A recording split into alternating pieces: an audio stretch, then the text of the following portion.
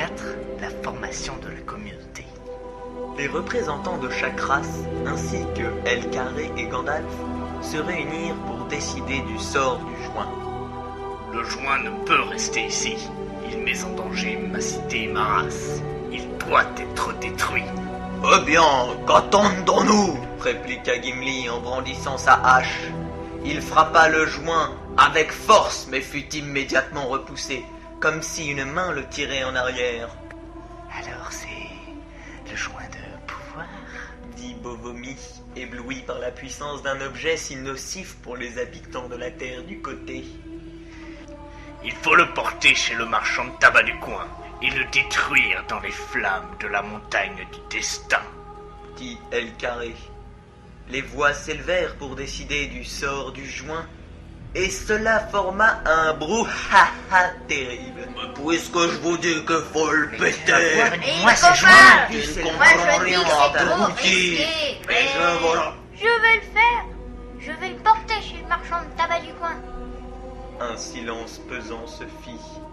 Puis du groupe, Aragorn sortit et déclara: Ouais, mon épée et mon hachiche sont vôtres. Et mon arc et mon cannabis seront vôtres, continua Dégueulasse. Ma hache et mes cigares le sont aussi, ajouta Gimli. À ce groupe s'ajoutèrent Bovomi, Eh oui, c'est moi. Merry et Pipin et Gandalf. El Carré déclara: Vous formez à présent la communauté du joint et vous porterez le joint chez le marchand de tabac du coin.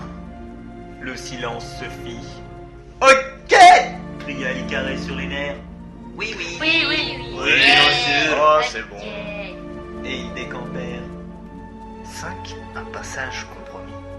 Ils décidèrent d'emprunter le passage du Nord, par les basses montagnes où les gobelins sont rares. L'équipe était à cran, Je veux des choc-à-pics aux pépites de chocolat. dit Pipin. Oh ta gueule. Tu nous saoules avec tes clopes. C'est pas des clopes, c'est des choc-à-pics aux pépites de chocolat. Silence, parle de Queen Aman, s'écria Gandalf. Après une longue marche, ils décidèrent de faire une pause et d'allumer un feu. L'ambiance était plus détendue. Aragorn et Bovomi apprenaient au Hobbit à manier l'épée et le cigare, tandis que Gimli, épuisé, tentait de bronzer sous son espèce couche de poils, tout en dégustant une petite boule de hashish. Gandalf faisait ses plans pour la suite du voyage. Soudain, Merry remarqua un Qu'est-ce que étrange c'est ? nuage noir qui avançait vers eux. « Ce ne sont de vulgaires moineaux sans cervelle !» dit Gimli. « Non, répliqua Dégueulasse, ce sont des crétins du pays de juin. Couchez-vous, Mais je suis pas fatigué, moi. répliqua Frodo.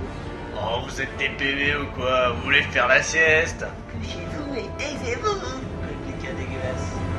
Ils éteignirent les feux et laissèrent passer les volatiles. Ils décidèrent donc de passer par la montagne, mais le temps ne le permettait pas. Ouais, je vais léger. Ah, il fait vraiment un froid de gueule. Nous n'avons qu'à passer par le mine de la Moria, dit Gimli. Mon cousin Balou nous y accueillerait royalement. Laissons le porteur du joint décider, dit Gandalf, Nous passerons par la Moria. répondit Frodon. Que l'en soit ainsi. 6. La Moria. Ils arrivèrent devant une porte aux formes arrondies. Il y a une énigme, déclara Gandalf. Il est écrit fumée, ami et entrée. Oui, c'est delphique. Après plus de 2 heures d'essai, Aragorn commençait à perdre patience. Oh putain, Gandalf, vous le connaissez ce mot de passe ou pas? Oui, mais ça va pas vous plaire. C'est en latin. Oh, dites toujours. Periculum est Oh non, oh non, non, ça me plaît pas ça. Ils se mirent à frapper violemment le vieux magicien. Frodon dit: Je peux essayer quelque chose? Allez-y pendant que je pense mes plaies. L'îlot d'Arras multipasse. Et à la stupeur générale, la porte s'ouvrit. Mais où avez-vous appris ça, Frodon? Vous avez jamais regardé le 5e élément? Que c'est connerie. Bon, laissons tomber, allez. Une fois entré dans la mine, torche en main, « Mais moche! Ah non, c'est pas ça !» Gandalf s'écria. « Mais c'est sympa! On se croirait à Minas Tirith !»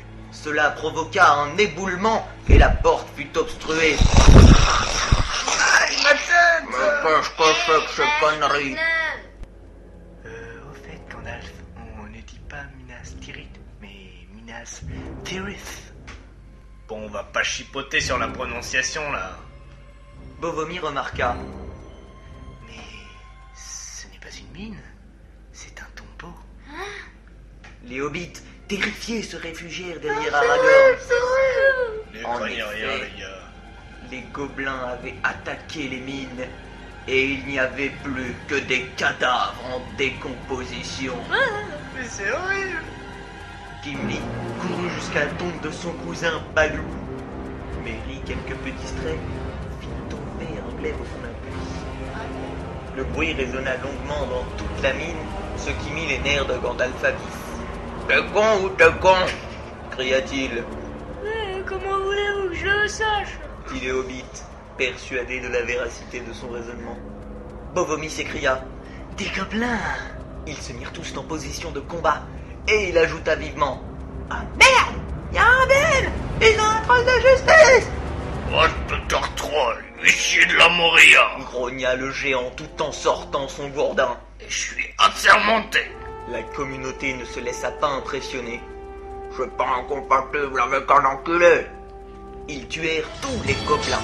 Dégueulasse se projeta astucieusement sur la tête visqueuse du bestiau et la lui transperça d'une flèche. Le géant tomba à terre et se fit dépioter par Gimli, fou de rage. « Putain, on l'a eu !» s'écria Gimli lorsqu'il l'eut dépioté entièrement. « Fais gaffe !» dit Gandalf, l'air inquiet. Ils prirent la fuite en espérant trouver la sortie tant attendue, mais furent encerclés par des milliers de gobelins. Une lumière apparut au fond du grand hall dans lequel ils se trouvaient. « Morbleu !» s'écria Gandalf. « Certes. » dit Aragorn. « Courez, c'est un Balrog !» cria Gandalf. Ils arrivèrent à un pont fissuré. Lorsque la communauté fut passée, Gandalf se rendit au milieu du pont pour stopper le monstre. « Vous ne passerez pas !» cria-t-il. Puis, le silence se fit. « Ah merde !» Le vieux magicien s'acharnait à taper son bâton contre les sols, mais en vain.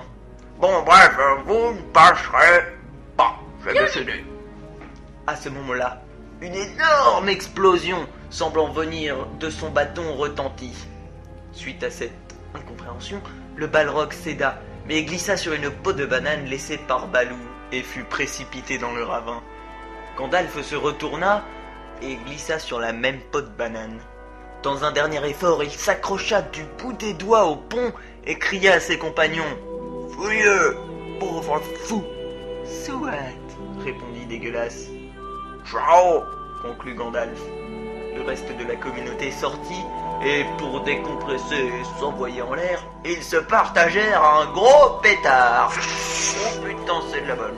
On va faire tourner. Wow, ça décoiffe! Fit Frodon, remis de ses émotions, et ils se mirent en route pour ce qui allait être leur première confrontation avec les armées du marchand de tabac du coin.